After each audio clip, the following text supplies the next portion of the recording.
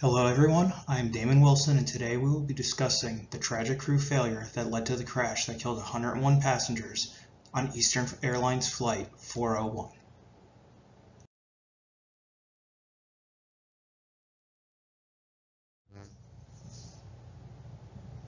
In all evaluations of accidents, there were positive aspects and negative aspects associated with the situation that led to the incidents.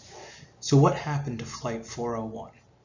Overall, the crew were prompted during final approach that there was a possible issue with the nose landing gear. The crew reacted promptly to resolve the issue by attempting to rectify the unlit light and requesting the engineer to check the visible cues that the front landing gear was down and engaged.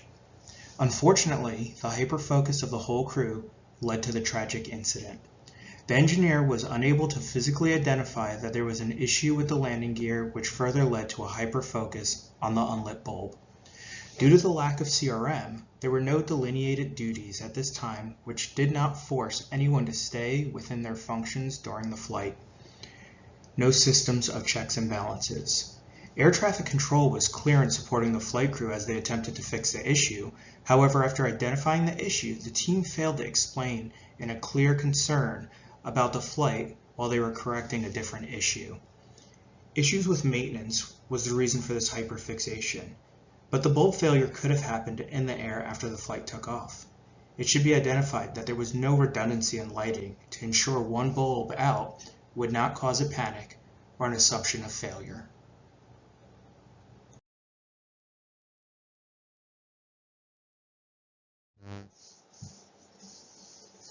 The version of autopilot in this situation had two different settings. One setting was to set to specific parameters, while the other version was a basic controlled steering, where the movement of the flight controls will change the settings from specific to basic.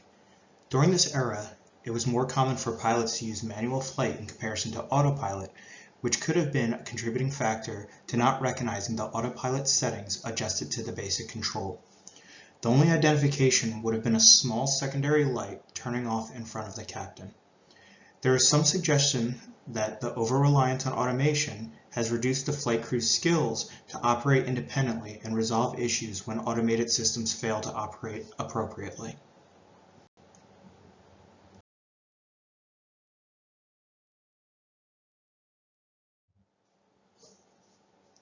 The clear condemning factors that contributed to this incident was the location of the audible noise showing the change in altitude while the engineer was navigating below deck to check for the front landing gear.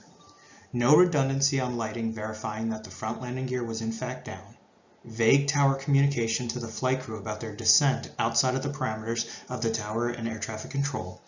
Hyperfixation and no CRM to provide clear instructions on who was doing what in which situation. The manual change in thrust that was not recognized until the descent was too much and the plane was on path to crash. The crew's understanding of how autopilot inputs can change modes in the system. And finally, the overall fact that the whole flight crew was working on one simple issue and nobody was flying the plane.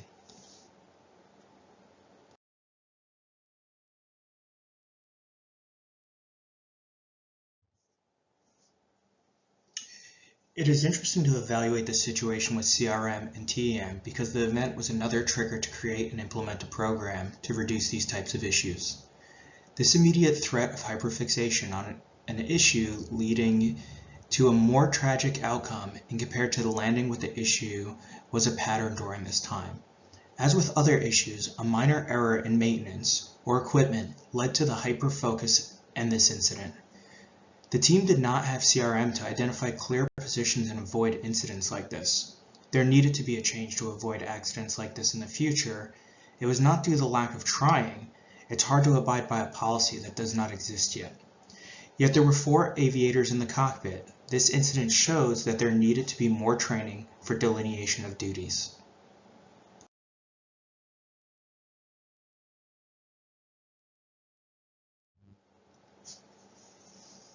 So what were the results of the incident in aviation? The development of CRM to avoid these issues was a large step in the right direction. We needed to do something to remove unnecessary risk in the cockpit. Delineated duties allowed for an A-B cabin split to ensure everyone knew their duties during malfunction. Movements of lights and switches and added directions at the location of the viewing hole also ensured that there would be not an issue of viewing at night like the flight engineer had. The implementation of lights at the front of the cockpit and a secondary set at the back near the engineer ensured that if one bulb was out, there was a secondary verification light in another location. Lastly, the implementation of a ground proximity warning system that was not mandated in 1972 was added, allowing for the ability to have a clear and concise monitoring of altitude changes and risks from the cockpit.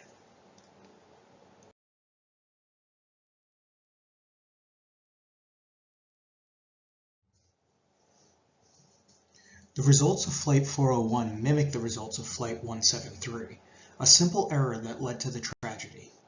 This hyperfixation in both incidents increased the risk highly, instead of landing on an airport with the possibility of faulty landing gear. This flight also stimulated educational growth and the implementation of CRM. This incident finally shows that there needs to be a strong balance between automation and manual human skills to balance the requirements on both sides. In the end, this incident was caused because no one was flying the plane, while everyone was focused on an issue that was not catastrophic for landing on the airport.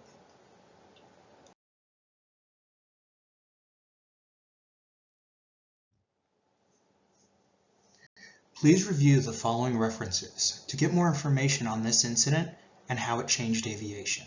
Yet again, I am Damon Wilson, and we went over the tragic incidents that led to the crash of Flight 401.